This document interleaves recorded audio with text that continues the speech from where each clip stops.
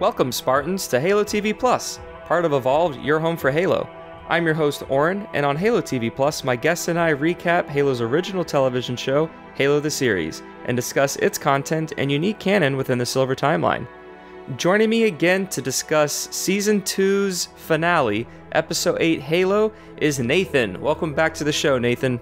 Thanks so much. We have a lot to cover, so we are just going to dive straight into our housekeeping so then we can get to it. But what an episode this was. I really enjoyed rewatching it with you and talking about it. It was just very exciting. Just so much to say.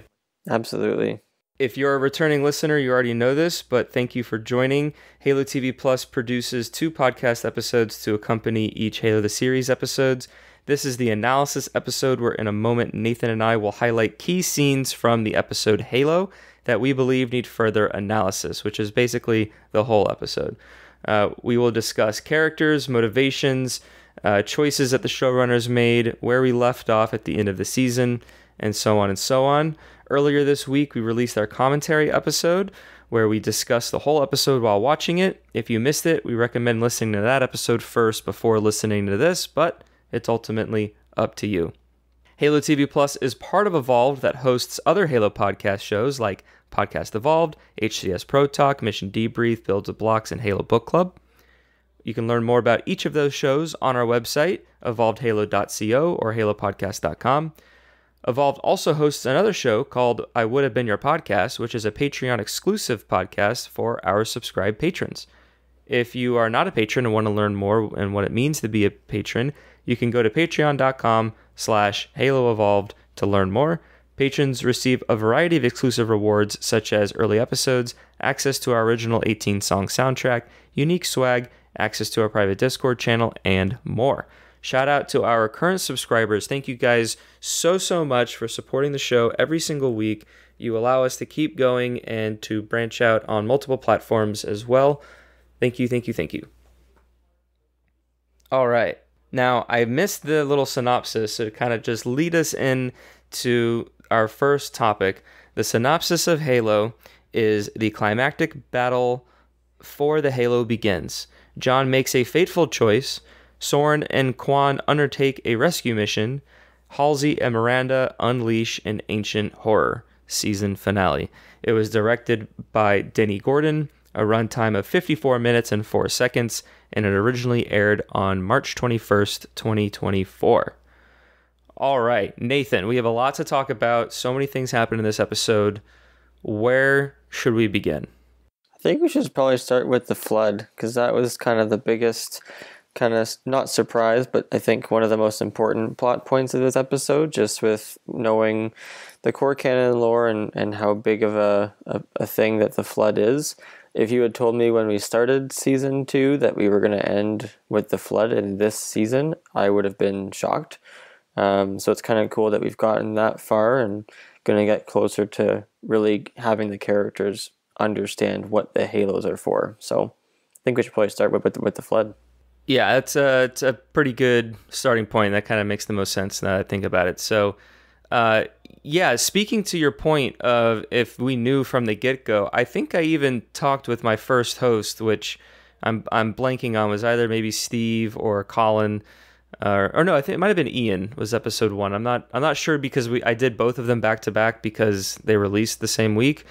But there was a conversation when Quan talks at the end of the episode, and she mentions the monster.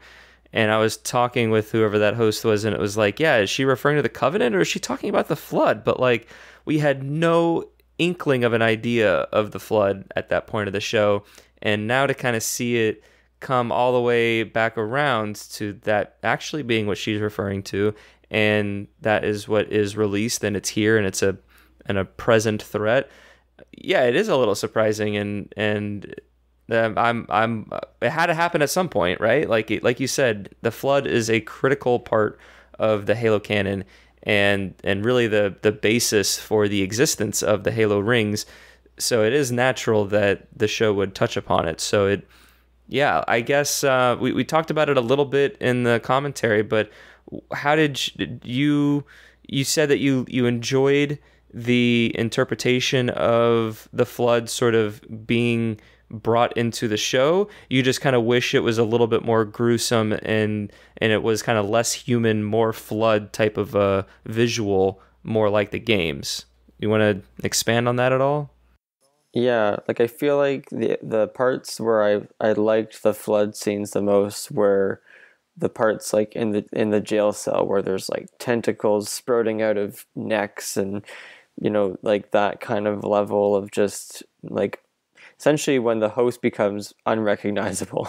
Like that's kind of what it is in the games, right? That's like, a good way to put it. Like you're never in the games being chased by things that look mostly human, like with the flood. Like most of the time they're warped or they have weird, they're running really strangely. And I think this episode, obviously, the budget's part of it, but I think part of it is their interpretation of the flood, especially in its kind of earlier stages, which I think most of the people that we see like in the room with Parangosky and with Halsey, they're pretty early. Like they're losing control of their behavior and they're becoming really violent, but they're not that deformed. Like even the scene where Parangosky is being essentially looks like eaten alive by the other people, it just looks like a bunch of Marines and Oni people that have a couple weird looking moles on their face and they're getting really angry. Like they have like a boil or some sort of rash and they're going ballistic. Yeah, so I think the visual parts with the tentacles and with that kind of level of deformity is when it felt most like the flood to me. Otherwise, it felt more like zombies, and I think like Lara getting bit or Halsey getting bit. It's not how the flood is transmitted in the games. Like the flood is transmitted by being attacked by an infection form, and then your body gets taken over from the inside out, like through your spinal cord, and takes over your nervous system. But that's not always how the flood's been in the lore. Like there is instances, like I talked about in the commentary, where ancient humanity, ancient forerunners, they were exposed to it in the dust form, right? Right. And then they were eating the animals, and the animals were behaving strangely, and then the humans started behaving strangely. So there is precedent for that, but it's just different than maybe what I was expecting. Like I think seeing the infection forms like in the mouths and the eyes, and that was really gross, and that's when it really felt like the flood. And I think seeing it more, like we didn't also have a moment where we heard like a collective Gravemind voice behind the flood. I think that would make it kind of, to the non-Halo fans that are just watching the show for the first time, it would have separated it from a zombie show if they had heard, oh, this thing has like a collective hive mind. Like that, I don't think that was brought out quite as much as it could have been. Yeah, I think Halsey might have just kind of briefly talked about it or alluded to that. Yeah, like it's forming a collective. It doesn't explicitly say it, and I still think that there's definitely time to explore some of that. 100%. I think the way it was just introduced in this episode, though, they could have pushed the envelope further for sure. I think we can say that about almost everything about this show. Maybe 90% of the show could have been pushed a little bit in the Halo direction more.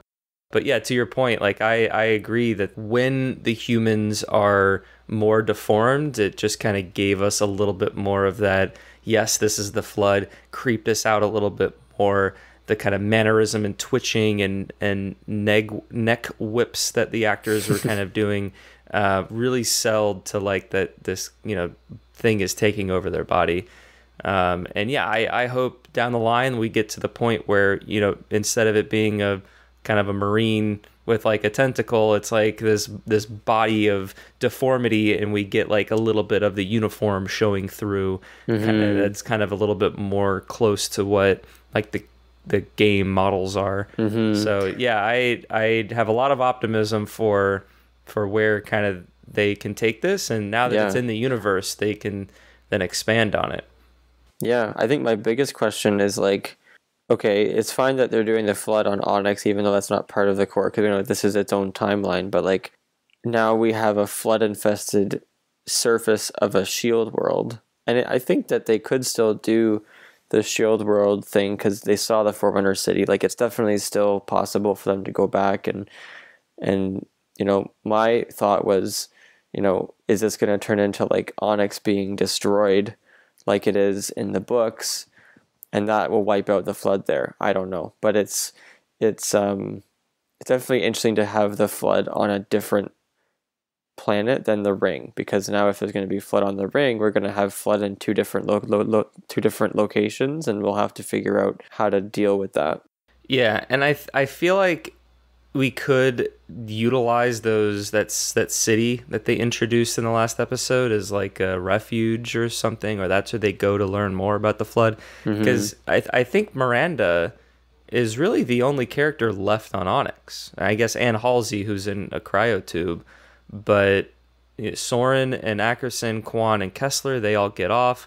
Liara and Parangoski get killed, so they join the grave mine and the flood and all that. So yeah, Miranda's in a pickle right now, so we'll have to wait and see what happens to her.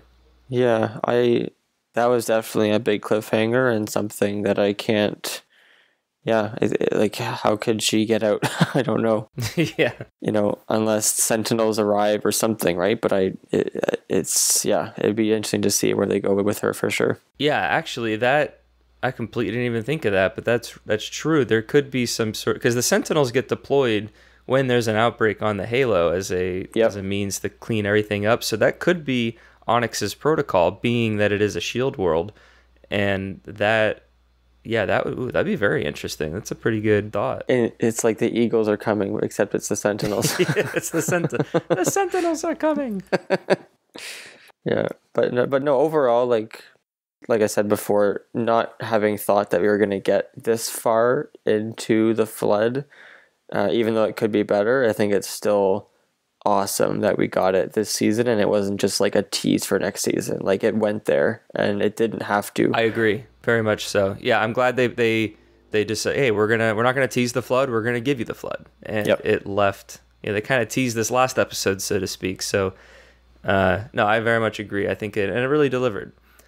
What I wanted to touch on is in the commentary episode, we talked about Halsey. So Miranda in Thermopylae said a line that you brought up where she said, wherever you don't go, I will, to that extent, kind of meaning that if you're not around, or if you get stuck somewhere, I will go past and beyond and continue your work. And kind of the last few episodes of Miranda and Halsey's relationship kind of seemed to be a little bit more on the healthier side. She keeps calling her mom. Yeah, she called her mom a few times, which is big for Miranda.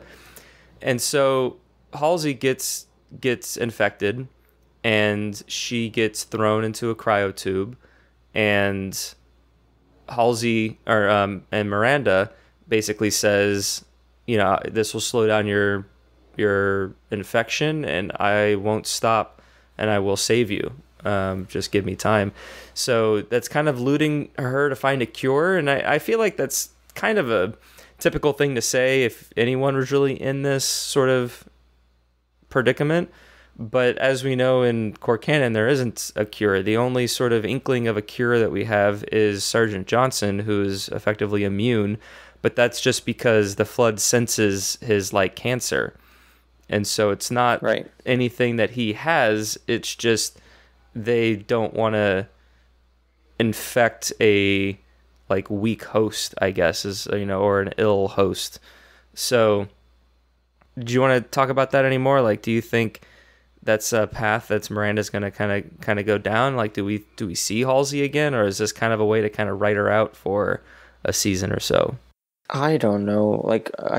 Once I saw that she got infected, I was like, wait, what? I just don't know how they'll get out of it.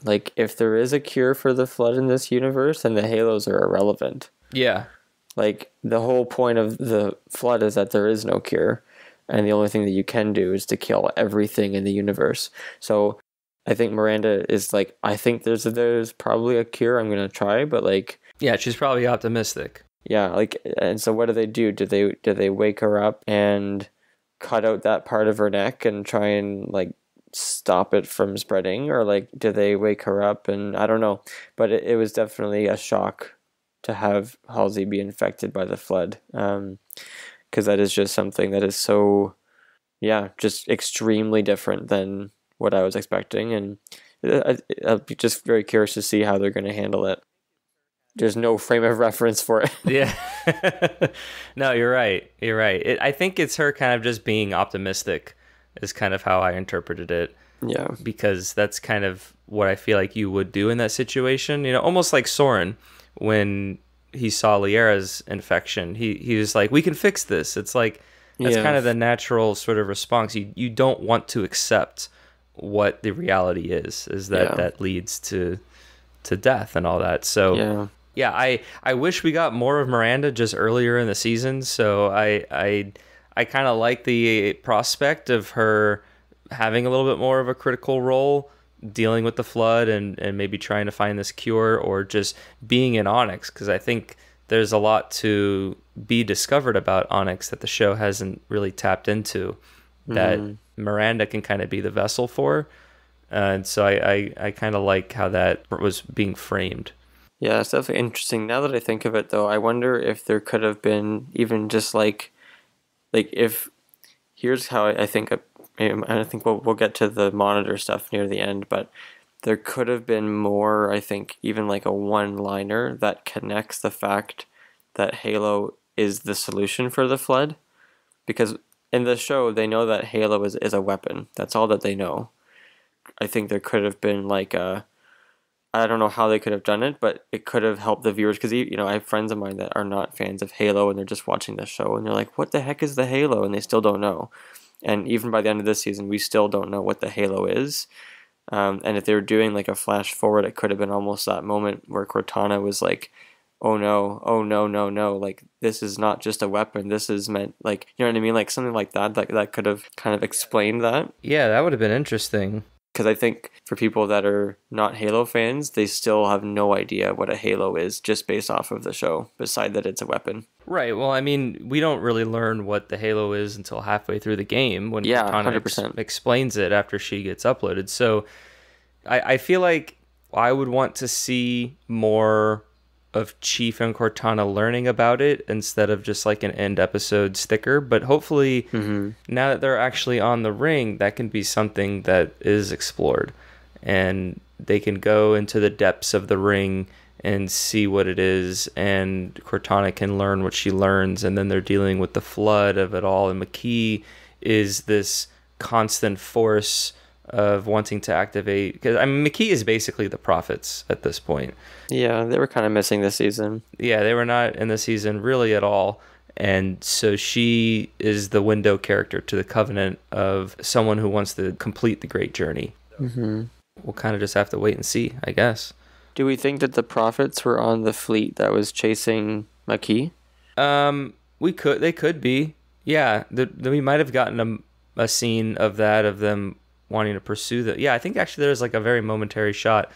That's definitely possible, and that would allow the Prophets to then be on the ring and still be kind of this prophet-y leader leading the Covenant around and all that kind of stuff. So yeah, that's very much a possibility, because I think, like I said in the commentary, we do see a glimpse of the ships entering the atmosphere, and so the occupation of the ring is kind of next, right? Of both forces setting up their respective strongholds and supports and everything else in between. And then Atriox forms the Banished, and then we have 3 factions and the Flood. No, I'm just kidding. Well, yeah, then be 4 factions. Yeah, that'd be, oof, oh boy. That's funny. Atriox was in season 1, so yeah, through the subtitles anyway. So it's he can very well be the new Arbiter, so to speak, since the Arbiter was killed. Ooh, that's interesting. Well, to circle back to the Flood a little bit, I want to talk about Quan and the Mother.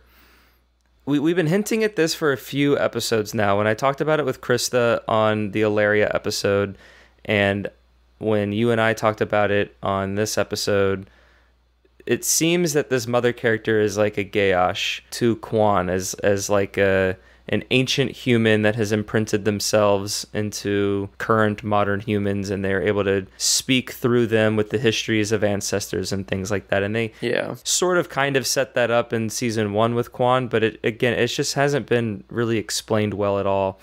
And this episode, that mother character is the one that actually says the word flood and kind of says what these beings are in a pseudo cryptic way.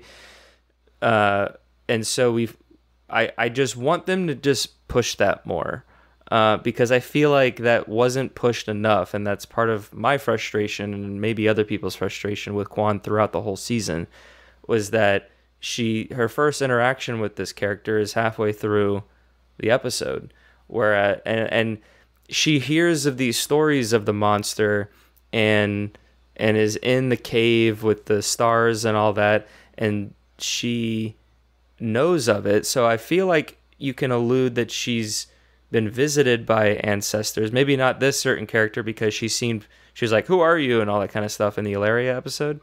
But like, I feel like if we had the mother character appear in the first episode through Quan, I think it would have been even more shocking, because we saw her die at the beginning of the episode with Chief on Sanctuary, and then to also see her talking with Quan, it would really be a head scratcher. And I feel like that would have helped Quan's motivation of like being scared of the monster and trying to find a purpose and doing all these other type of things. And I feel like that's a very easy fix now that we know the story that they're really trying to tell with this kind of big reveal at the end. Yeah, I definitely feel like Quan's plot has been one of the weaker ones this season, and it could have done more. Like, I think it's interesting that she's kind of the tie to this ancient humanity gene songy thing.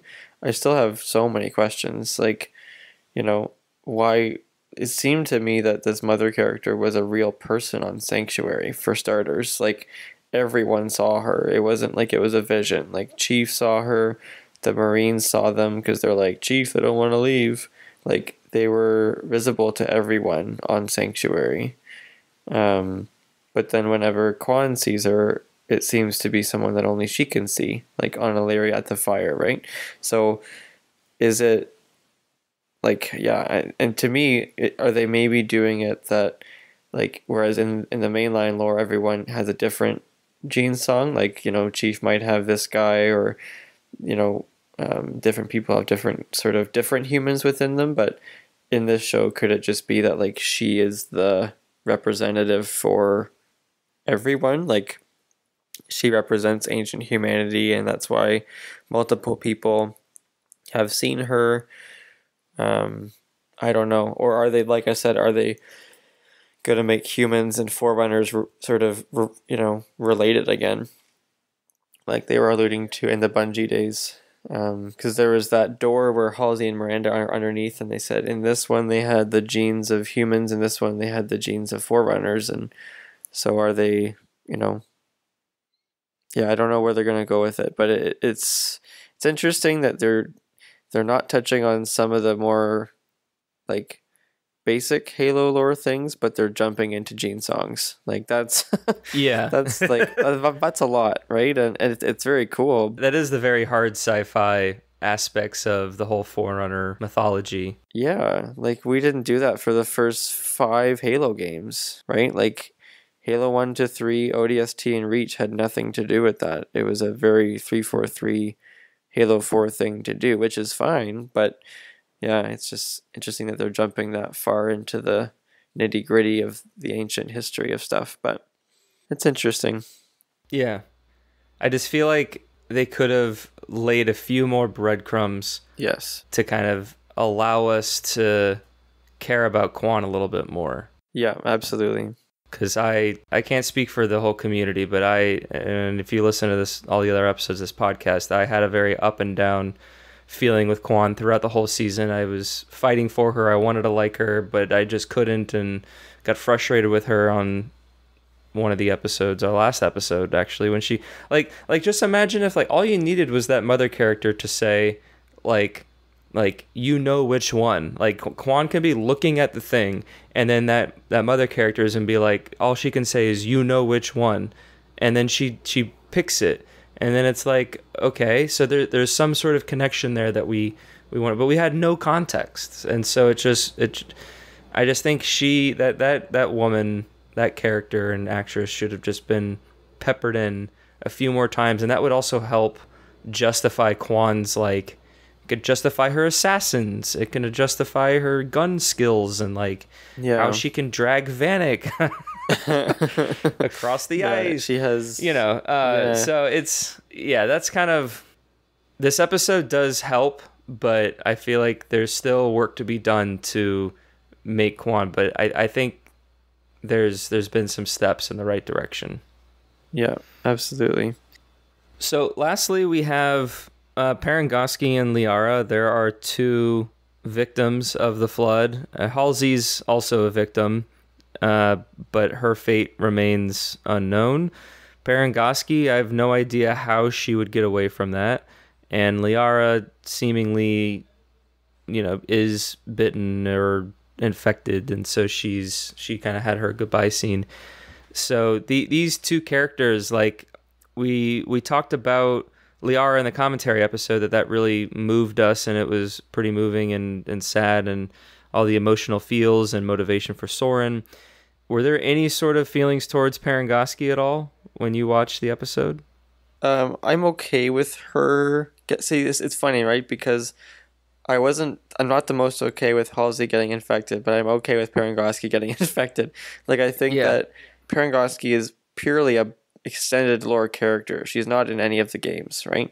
So we can kind of play with her a little bit more as far as like what we're gonna expect from the main story, because she's not as much of a core character as Halsey, I would say. She's still important, but I think you can more easily dispose of her than Halsey, because there's less of a plot there with her.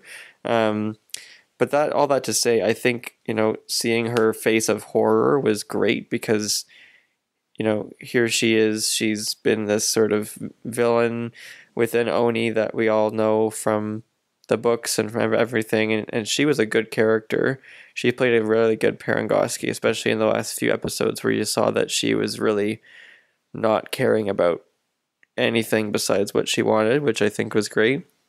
But seeing her be overrun like that, I definitely had the thought of, like, is she going to become a proto-Gravemind like Keyes was? And, obviously she would be a huge source of information for the Flood to be able to get stuff like information about humanity and Earth, and, how Keyes was kind of being interrogated, but he never let them in. Like, that level of knowledge she would have, I think, would be valuable to the Flood. So I don't think the Flood would necessarily just kill her and move on. Like, I think she's someone that they could sense has valuable information. So I can imagine her becoming kind of part of the Flood, and maybe seeing her again, like maybe Miranda comes across her when she's being rescued by the Sentinels or something like that we kind of see her in a more of a Flood form. And same with Liara. I think it'd be really horrifying to see her come back, and to have Soren, need to kill her as a Flood combat form, or to Kessler to see his mom. Like, that would be really, really horrific. And the show does have to be careful, I think, with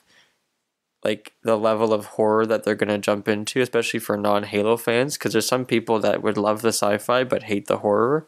And I think that this episode did just enough that it wasn't like, it was scary, but it wasn't like, I don't know, it didn't have, I mean, at least for me, because we know what the Flood is. Yeah, it wasn't like Dead Space. No, like it wasn't that. It was still kind of Star Trek-y. Yeah, but again, I think we were still, for us of us that are Halo fans, we were still like expecting it. We were ready for the tentacle to jump out. We were ready for that kind of thing. Whereas if you were not a Halo fan and you're just watching this show about Chief, and the first season is just Chief with mommy issues trying to figure out what's going on, and then season 2 we're getting some battle, but then all of a sudden there's like these zombie looking things and you have no prep for that, like that would be a shock. and I have a few friends of mine that I want to know what their experience was having not seen or played the games at all, because it does dip its toes into the horror genre, and I think there might be a percentage of people that are not going to like that, but doesn't mean they shouldn't do it. They should still do it, but it might be interesting to see the level to which they're gonna continue that kind of graphic part of it in future seasons, because maybe this was the test of what did people think of that level of graphic horror, right, to kind of prep it for next season. But I think Parangosky is in a position to where if they needed to remove her from the story, they're able to. Yes. And I because I was thinking about this, like, what would a Parangosky character continue to do in another season? Because a lot of what she's been doing for season 1 and season 2 has been fighting the Covenant, using Spartans at her disposal to fight the Covenant and to get rid of any insubordination and obstacles that are in the way. Right. But now that, like, the shift of the show is not really about the UNSC fighting the Covenant, it's about Master Chief discovering who he is and him fighting for what he believes in. It's almost like, well, then why should we care about the UNSC as much as maybe we did before, if it's all about Master Chief and John and Cortana killing aliens and finding out what the Halo is and all this other kind of stuff. So to me, it kind of I got a sense that, like, her arc kind of reached the ends. And I mean, she didn't really have like a character changing moment, because she's kind of just, like you said, like, she's basically a villain. She's an antagonistic character. Mm-hmm. So I feel like her character is kind of at the end of relevance for the show, to where just throwing her into the flood just kind of is a way to get her out of it. But right. To your point, I think if they were to bring her back, they would need to reintroduce her in a new way, and to have her being a Gravemind, proto-Gravemind type of a character, that could be a really interesting sort of dynamic that they can play with, and they could have her be kind of omnipresent, talk through other flood forms to other characters, and, and kind of like create her to be the ultimate baddie. And or they just incorporate those elements with a completely new character, because you could do kind of anything with the flood. So yeah, I like how we're kind of downsizing the characters a little bit, because like there was a moment where there was one episode where like we kept cutting from character to character to character, and it's just like, wow, we have so many characters that we have to like keep track of, and it's like you kind of do need some to be removed and forgotten a little bit and kind of doing their own little things, so then we can focus some real time with these other characters to get to know them and experience things through them. So yeah, there's been many plots, and this episode did a good job of making them all converge, I feel. Yes. All right, let's transition to the Spartan 3s. We had a great space battle. We had Kai and Perez and the other Spartan 3s do the simulation for real, and it started off in almost the exact opposite manner, where the Condor just got completely blown up. Yeah, you were talking about the Spartan 3s and just their representation in the show and all that. Like, how did you like this push and everything that they did, this action sequence? It's funny, I was watching it with my wife, and this was the only episode of the season that she watched with me, but she went, "Are those stormtroopers?" And I was like, "No." And it's funny because, like, again, they do kind of look like stormtroopers in a way, but that's fine. I do think that they are more like Spartan 3.5s, where it's unclear how long some of them have been in training for. Like, we know Perez has been like a week, but have the rest of them, like, are they teenagers that were taken as children by Ackerson 20 years ago, like in the books, or are they all older when they're recruited? Like, that part of it is a bit unclear as far as the timeline is concerned, but yeah, it's ambiguous. Yeah, and that's you know, it is what it is. But Ackerson says that this is his life's work, so it makes us think that there's some history there that's beyond what we see in the show. But yeah, I think seeing Kai with the Spartan 3s, I've seen this online a few times, and I think we touched on it a little bit before we started to record, but I think it's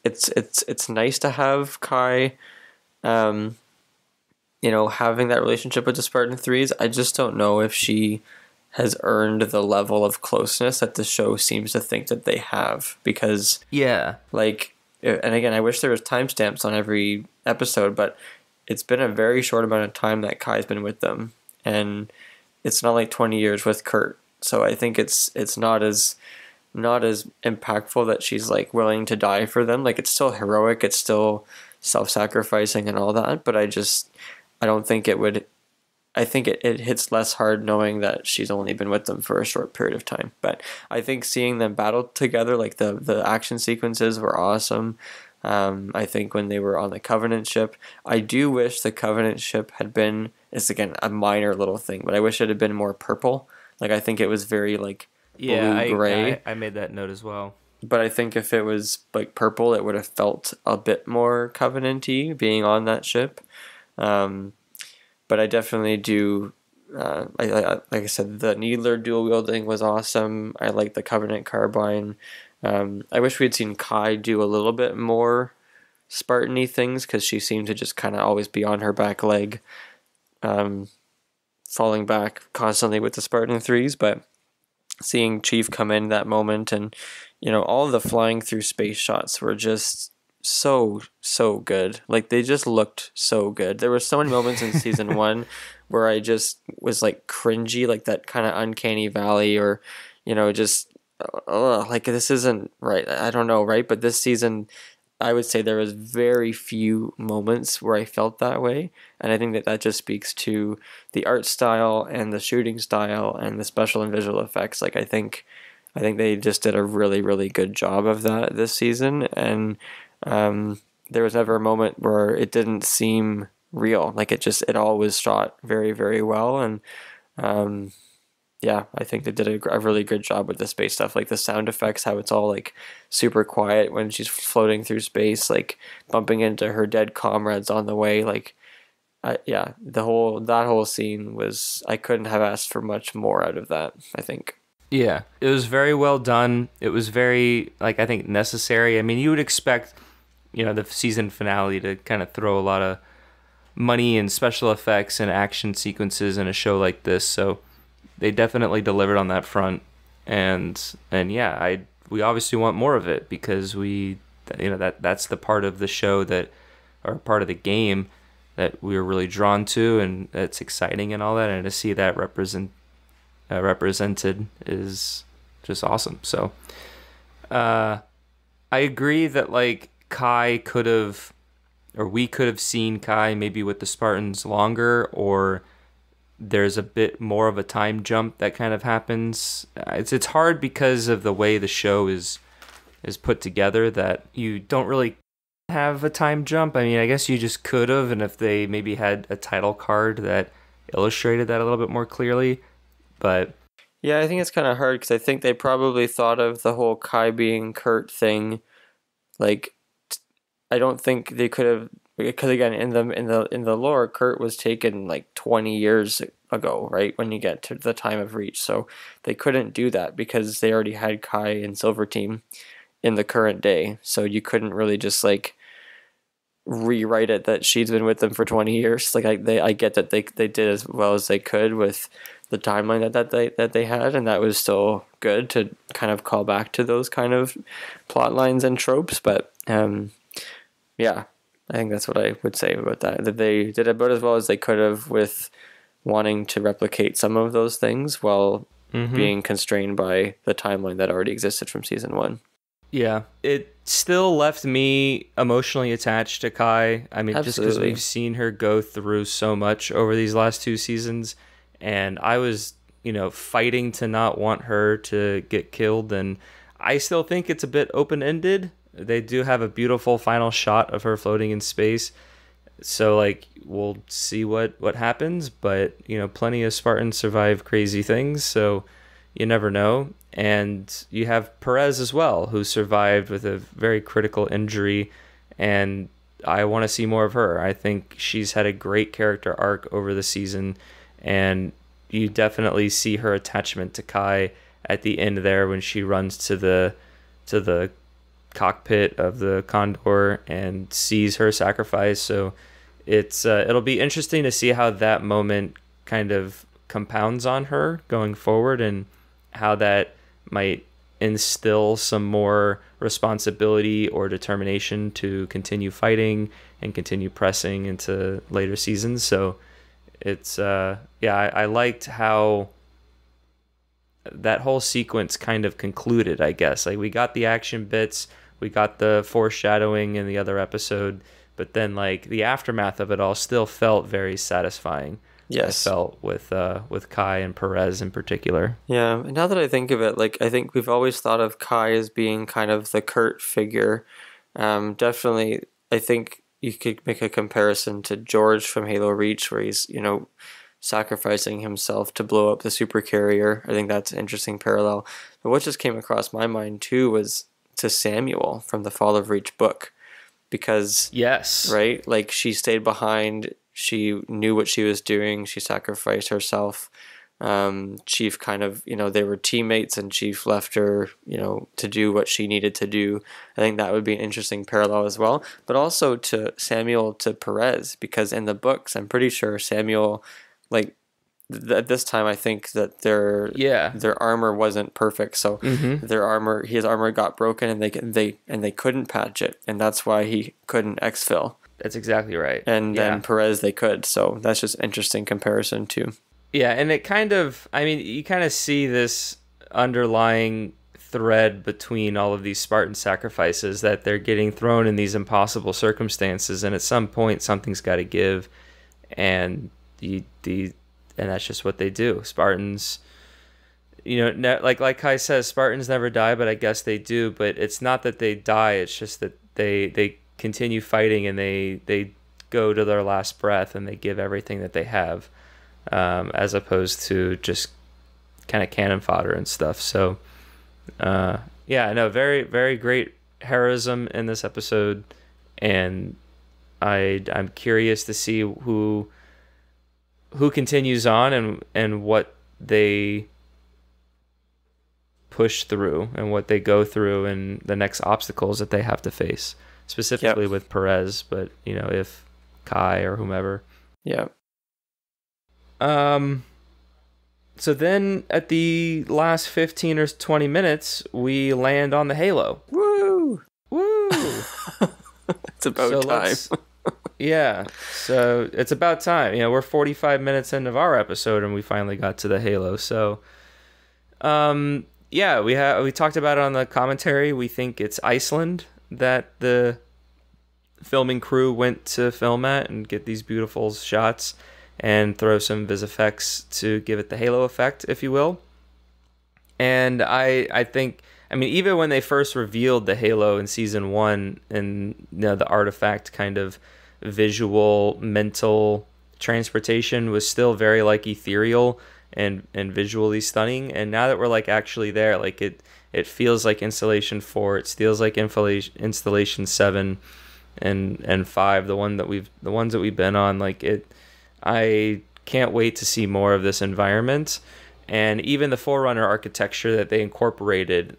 It looks like it can be straight out of the game. Like it's unique to the show, I would say, or maybe it looks a little bit reminiscent of like Halo Wars, that kind of like of what I made the visual comparison with. But like it's giving all those same feels. It's familiar but different, and I'm all for it, and I can't wait to see what more. And we got a glimpse of when the monitor flew away in the distance, and the blue light sort of emitted, and we just see this long cavern, this long corridor of the Forerunner structure, and it's just like, oh man, that's all the feels. That's what I want to see more of, and that's the cool environments that we've been playing for the last 20 years. No, I think being on the Halo certainly feels awesome, and if most of the next season is on the Halo, I would not be mad at all.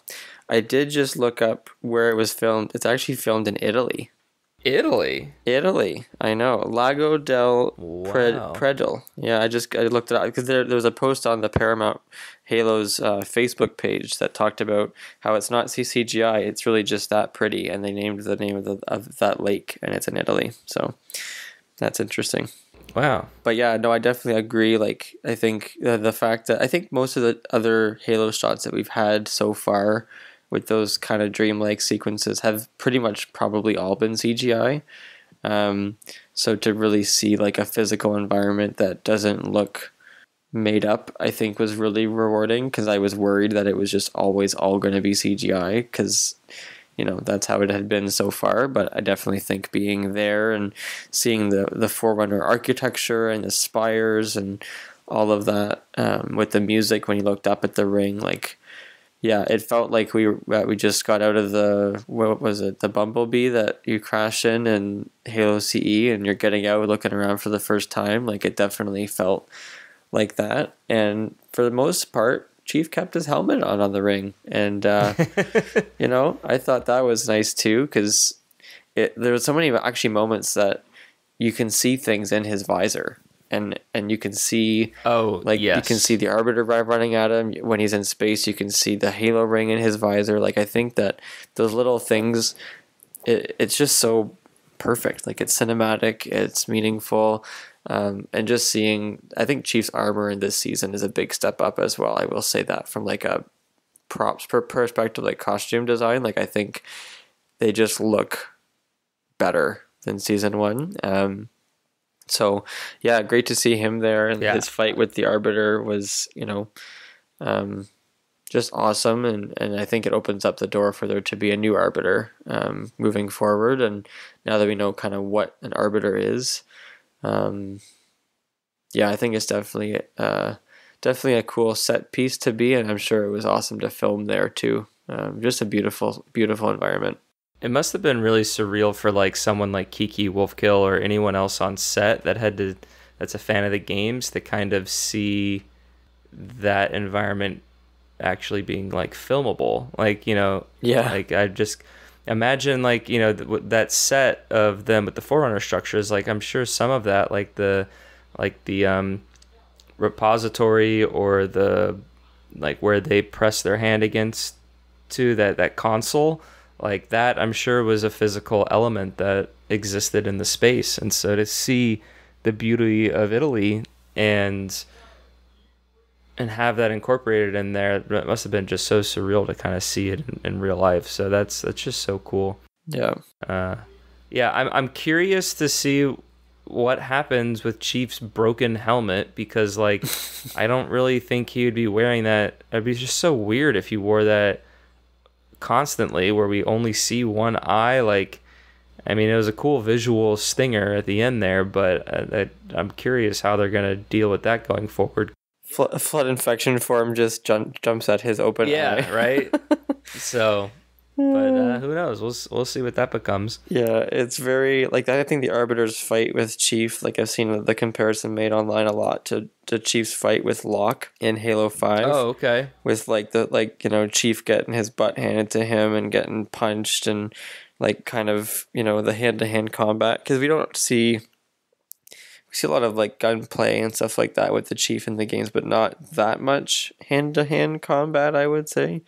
A little bit at the start of Infinite with Atriox and stuff like that, but definitely seeing, the Chief fight the Arbiter and doing that, like it was a good fight, and it was long enough. It wasn't too long. It wasn't too short. It was a good fight. It had the swords in it. Had the grapple shot.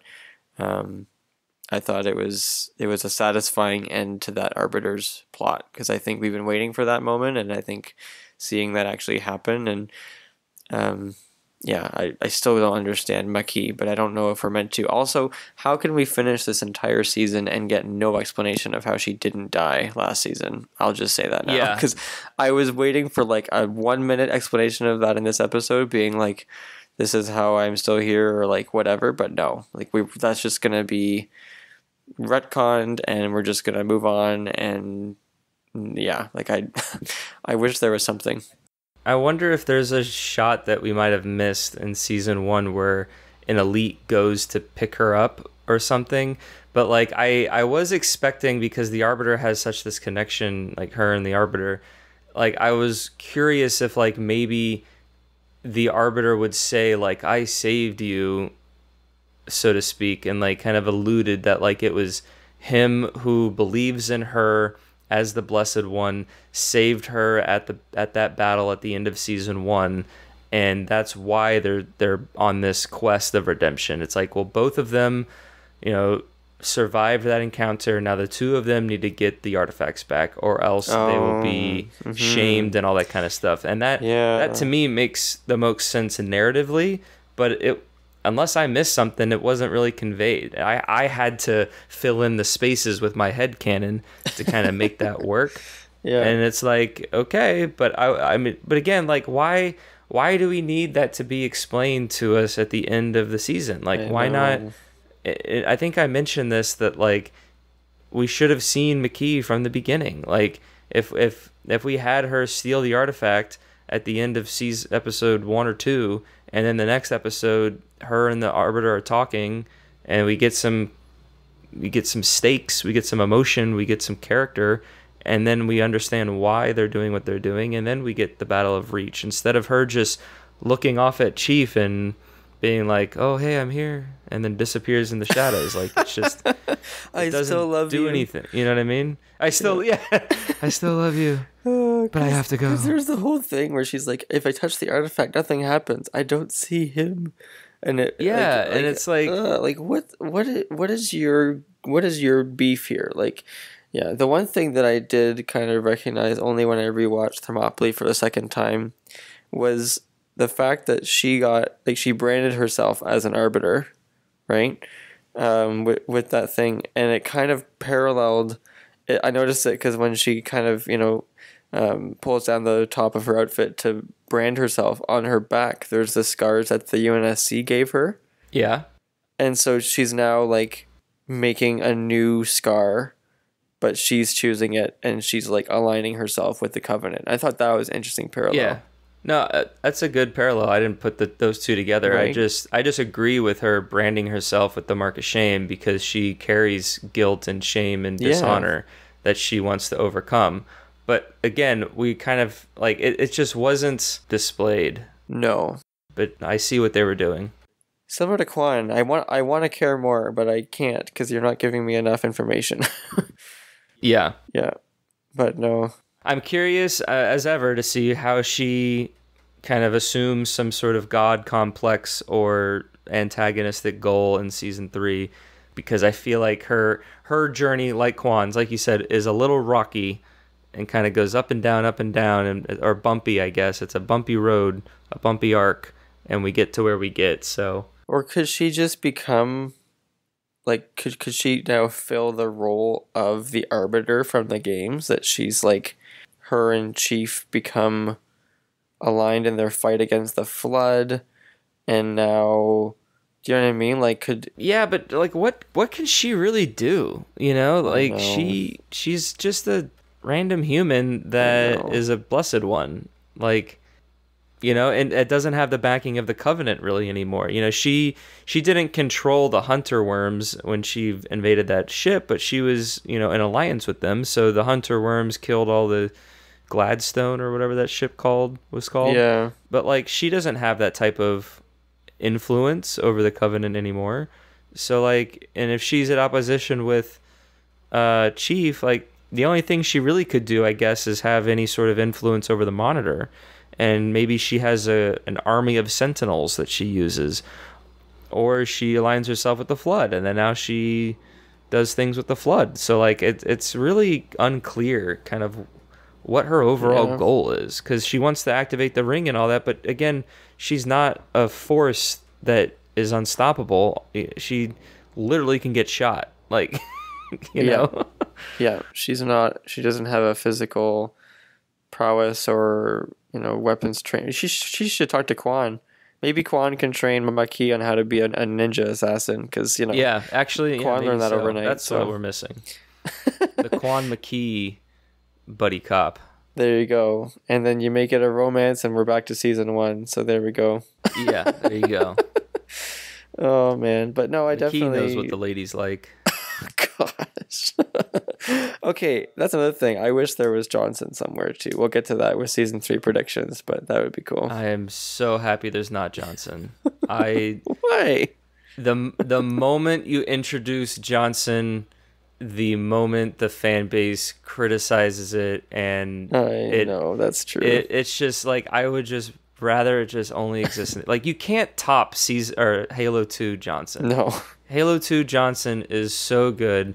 Halo 3 Johnson is almost as good, but like, and then Fall or Contact Harvest Johnson is so good in the books. Like, he is such a great character, but like he has such a unique voice that like I don't know.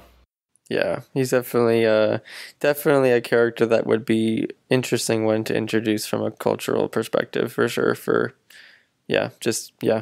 Interesting guy. But I think it'd be interesting to have a human-like character like him that can accompany Chief, because I think that whether that's Miranda or Perez or someone else, I think Chief could benefit from having a human companion.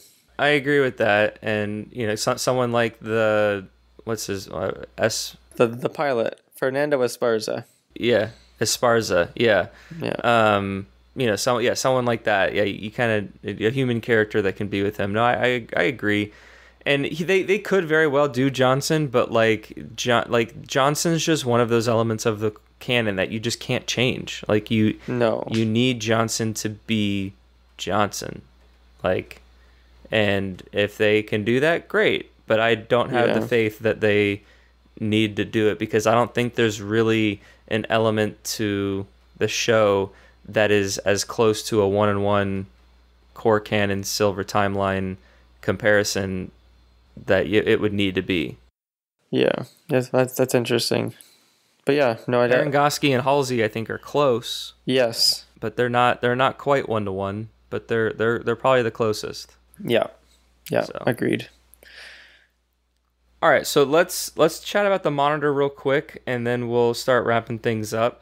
To kind of dive a little bit into the Halo Waypoint article, the Silver Debrief that releases each week. Alex Waitford talks about the monitor and what monitors are, and kind of how they've come to being and things, but he doesn't explicitly say that this monitor is 343 Guilty Spark. All he says is that we're first introduced to monitors all the way back in Halo Combat Evolved, where we encountered 343 Guilty Spark, the monitor of Alpha Halo. And what they also... then he says, since then we've met many more throughout the games, including Penitent Tangent on Delta Halo, Exuberant Witness on the Shield World of Genesis, and Despondent Pyre on Zeta Halo. So I feel like this monitor and even this ring is not necessarily Installation 04 and not necessarily 343 Guilty Spark. I feel like it's just the Silver Timeline Halo ring and the Silver Timeline monitor. And I'm perfectly okay with that. It would have been so much more amazing if it was Tim Dodabo, because he is an amazing human being, but it is what it is. Yeah, I think that's interesting. I think one of the thoughts that comes to my mind is, you said, is this not Installation 04? And could they be amalgamating Alpha Halo and Delta Halo? Like, could they be trying to, like, do that? And then because you're doing that, you can't make it one or the other. You just need to have a monitor that it would be kind of responsible for both, right? But I think, depending upon the story they want to tell, but because they are putting all the Halo canon events in a blender and pouring it into the Halo TV show smoothie, like they very well could do that. And I don't know if I mentioned this or if it was Aaron or someone else on a different episode, but I think we said that, like, what if they told the events of CE and Halo 2 kind of together to kind of get you to the arc or whatever. Maybe they don't even talk about the arc in the Halo TV show, but I feel like for the events that need to unfold is that we need to discover what Halo is and why it was built and what it's used for, and there needs to be a risk of it being activated. And it's like that in a nutshell is what CE and Halo 2 happen on Delta Halo and on Alpha Halo. So that's basically what's going to happen to a degree. And I think they'll just make whatever story that fits in the world of the TV show, as opposed to retelling the events of CE and retelling the events of Halo 2, or even retelling the events of Infinite. Like I was actually really on board with Tom's theory that part of the ring would get destroyed, and then now they kind of retell Infinite a little bit. But like I also believe that they're not going to just retell one of the stories. They're going to reimagine the story, because it's a silver timeline. It's the TV show. Yeah. So I feel like this is a ring, and I think you need to have the array to give the scale of the galaxy, and they will just discover that, oh shit, there's 6 other rings. Well, this one's dangerous. Imagine all 7. Yeah. And then will we go to the other ones? Probably not, because I don't think you really need to if they're all the same. Yeah. In the confines of the TV show. Yeah. It's interesting. Could they be doing, you know how at the end of Infinite, the weapon is like, I want to pick my own name. And she's like, is it okay? And Chief just nods, and we never actually know what she chooses. Could it be like 343 being like, all right, we want to gauge if people are going to be okay if this is 343 Guilty Spark, and we're just going to see what the response is, and then depending on the response next season we'll name him. Because I feel like with Infinite it was like the same kind of thing of like, hey, would people be mad if we called her Cortana, or do they want her to be something else? So we're just going to not commit, let the fan base react, and then go with whatever is the popular opinion for in the next installment, right? But yeah, I like that theory. Yeah, it's interesting, because like I said before, I would be fine if it's not Tim DiDavo, but make it sound like a monitor, please. Like that would like I was watching it with my dad for the first time. My dad, he's the one that got me into Halo, and so we always watch the show together. And we watched the last episode, and it finished, and he was like not in a good mood after, because it wasn't Tim DiDavo, or it didn't sound like 343. Oh wow! He was like, you know, of all the things that you could do, like, you know, there's many people who could voice C-3PO, or many people that could voice Kermit the Frog. Like, you don't always need the same voice actor, but you could have made it sound closer.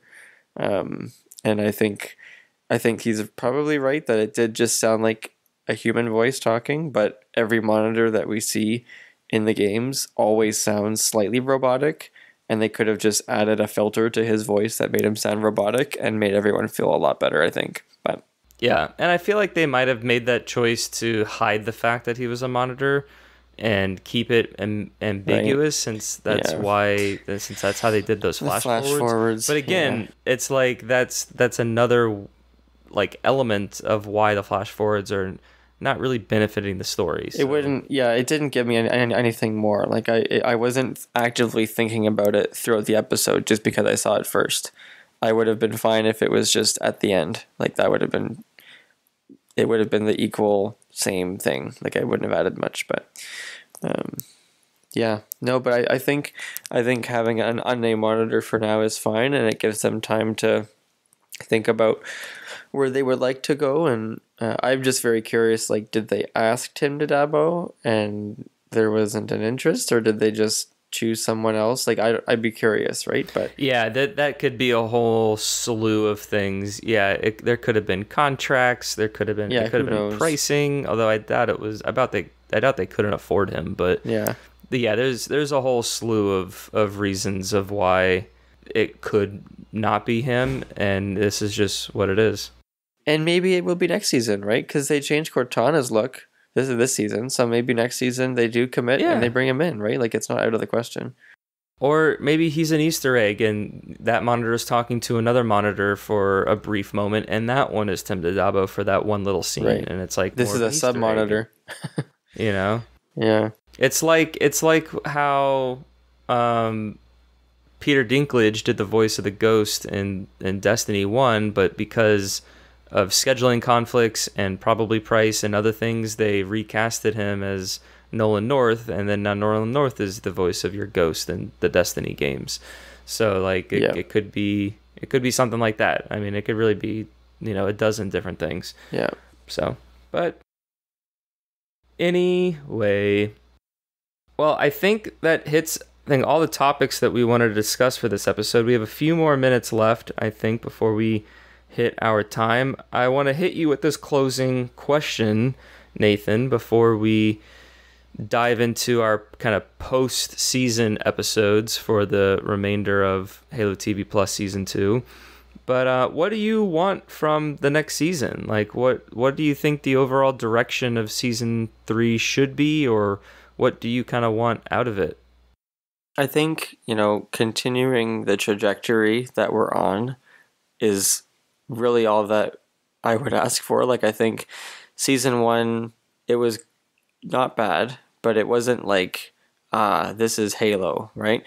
This season, every episode, as much as there was some kind of lulls, I think every episode it started to feel a little bit more like Halo. There's more elements, like more Forerunner stuff, more Flood stuff, more scenes on Covenant ships, like things that are familiar, I think have been more and more prominent. And I just want that to continue, right? Like, I want more scenes on the Halo, I want more Flood, I want more, I would love to see more Covenant assets like Wraiths and Ghosts and Banshees and Grunts and Hunters. Like, I want the full kind of picture, because this season we largely got elites, a couple Grunts in that episode, and a single Brute. But I would love to see more diversity in the amount of the Covenant things that we're seeing. I just wanted to continue to tell the story of Halo, and to do that in a way that's engaging and maintains its current course of kind of correcting some of the things that they did in Season 1 that were just not even uncanny as a Halo fan, but just like wasn't great as far as the lines and the plot and just the level of engagement, The overall like production value. Yeah, I think if they just continue that and they learn from, hopefully, what I really hope is that it does get renewed, and I'm hopeful that people that didn't enjoy Season 1 give Season 2 a chance now that it's all out. I do think that a lot of people maybe were turned off by Season 1, and even with all the promotion for Season 2, they would kind of go, I don't know. Like, people are very particular with their choice of media, and I do hope that this season, like, the sort of word gets out that it is a good show, that people do choose to watch it, and that they do kind of give the series enough of a budget to do well in the next season if they get renewed. So, yeah, those are kind of my thoughts. I just, seeing more Chief and Cortana, seeing, more Flood on the ring, just classic things that you would expect to see. It almost feels like you could have just started watching in this season and really not missed much from Season 1. And I think just continuing to build on what this season has done, and kind of bring us into what we're most familiar with, it being Halo, I think it's on the right track. It just needs to keep the momentum. Well, all right. Well, there you have it. What Nathan would like from Season 3. I mean, I basically agree. I mean, more Halo is always better Halo, I guess, is a weird way to say it. Yeah, I agree that Season 2 definitely feels more Halo than Season 1 did. I mean, I think I gave like a general like 5 or 6 out of 10 to the first season, because there was a lot that I liked and a lot that I just didn't like. It's kind of grown on me a little bit more. But Season 2, I think, is a worthy, second season for the show. And it definitely feels more Halo. And now that the Flood is here, it's like, yeah, we're like in these stories and with these characters, and I just want more that comes out of it. Hopefully we don't have to wait 2 years again. I mean, we had an actor and a writer strike that took place in that 2-year time frame, but hopefully we get something before 2026. But we'll see what happens on that front. Yeah, absolutely. I would agree. I think I would, if I had to rate this season, I'd probably give it a 7.5 to an 8. That's probably where I would put it. Nice. Better than Season 1 for sure, but definitely sure. Things that we can keep doing better. They've made really good improvements from their production value of Season 1 to their, really their production direction into season 2. So, well, all right. I think that'll do it for our analysis episode. Nathan, thank you so much for joining me again and for being on the show. Yeah, it's been great to be here. Thanks for the invitation. You're welcome. All of season 1 and season 2 are on Paramount Plus. So if you wanted to check that out, you can binge watch. I think I need to do a binge over the next couple of days. If you're interested, Alex Waitford releases his Silver Debriefing blogs, like I mentioned earlier in the show. It talks a little bit about the Monitor, but it does recap the episode, and he kind of provides some little bit more insight into certain things. So you can check that out over on Halo Waypoint. I will have a few more episodes of Halo TV Plus over the next 2 or 3 weeks. I have some personal things I need to get to during the next few weeks, but we want to do a season 2 recap. We want to do a season 3 predictions. I might have another guest or some community episodes sprinkled in. So don't go away and stick around. We have a little bit more content headed your way to our listeners. So look out for that over the coming weeks. And like I also mentioned, Evolved hosts other podcasts. So once this show kind of goes into hibernation, if you will, for a little while, you can check out our other shows that Evolved produces. And you can find all of those on our website, haloevolve.com or .co or halopodcast.com. Don't forget to check us out on our social media, Facebook, Instagram, Twitter, and YouTube.